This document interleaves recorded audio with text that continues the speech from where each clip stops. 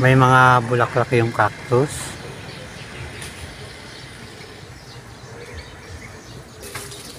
Madami siyang bulaklak kaya lang marami ring tinik.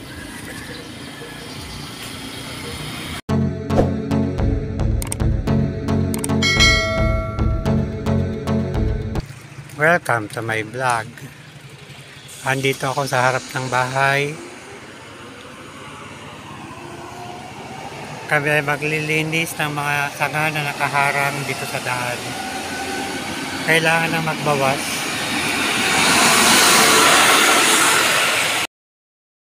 Kailangan lang maputulan ng mga sanga. Mabilis kasing humaba. Lalo na't madalas na ulan. Ito yung mga kahoy at halaman na tatabasan namin ng sanga. Nakasigida na rin kasi sa daanan ng tao. Nakakahiya naman.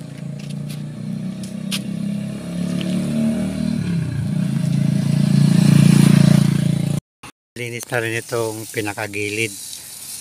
Daanan ng mga bata. Madami na kasing mga sanga na mahahaba.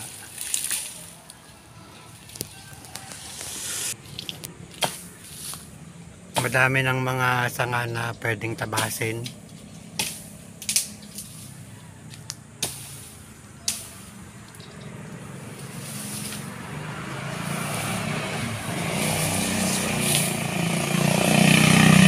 Kailangan magtabas ang mga sanga ng kahoy para iwas dengue na rin. Kasi masyadong madilim ang mga ilalim. Nagbahayan ng mga lamok.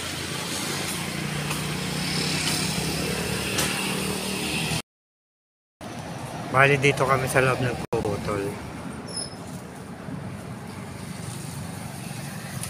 Mamaya doon naman sa labas sa may kalsada.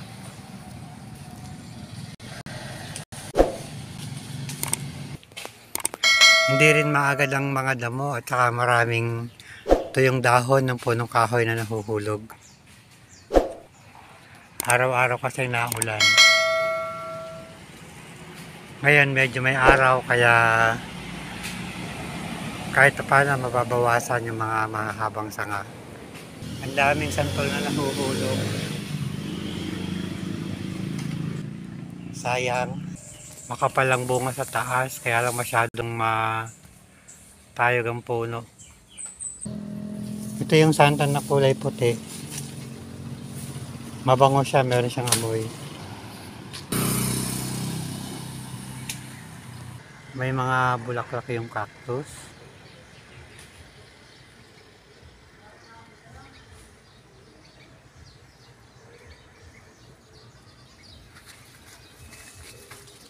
Madami siyang bulaklak kaya lang marami ring tinik. Natapos ng tabasan, maghahakot na lang ng mga sanga na binawas o pinutol. Natapos na naming dakutin yung mga sanga na pinutol namin dito sa harap ng bahay.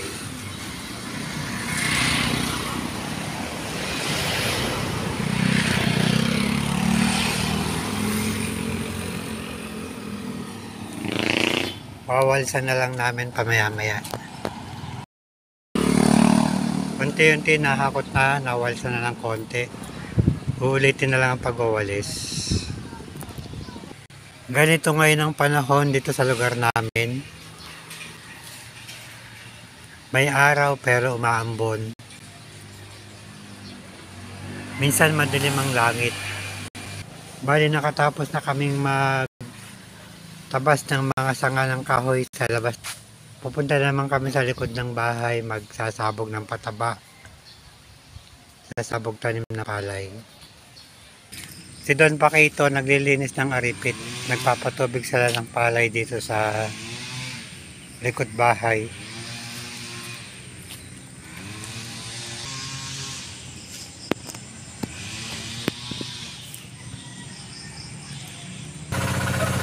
Ito yung bomba ng patubig na ginagamit dito sa likod bahay. Dire-diretso ang aripit doon sa tanim na palay.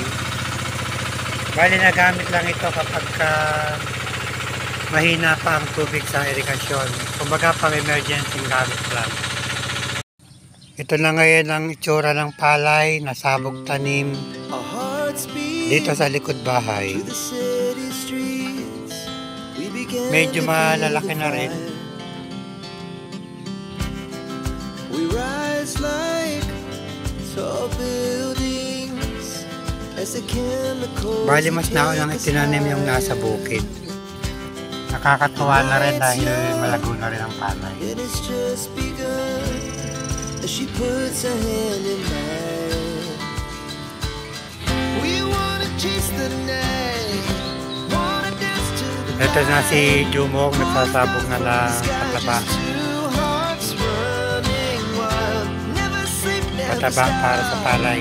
Every shot from the top, we're gonna be two hearts running wild.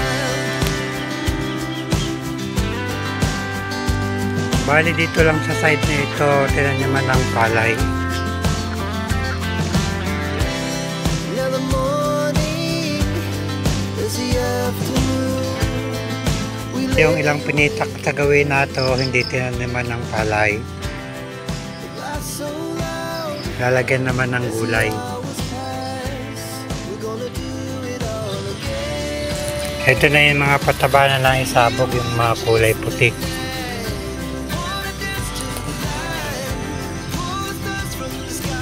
Nasa kabilang pinitak na siya, matatapos na. Basta ganitong oras, umaga, busy ang mga tao.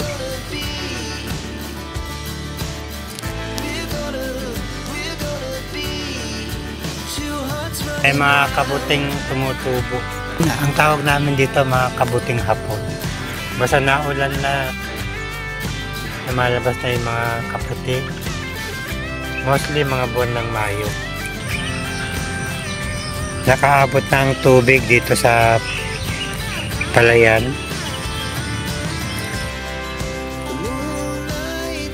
Habang nililinis ni Don Paquito ang aripit, nadalo yan ng tubig.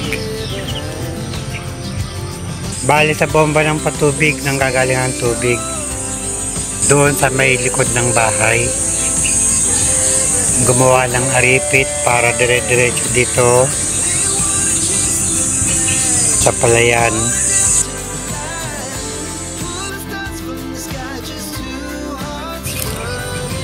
Madami pa ring bunga ang kalamansi. May mga lumalabas na namang lilit na bunga.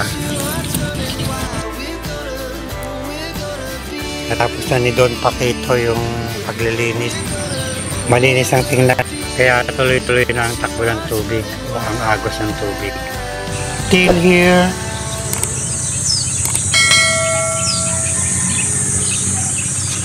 Thanks for watching.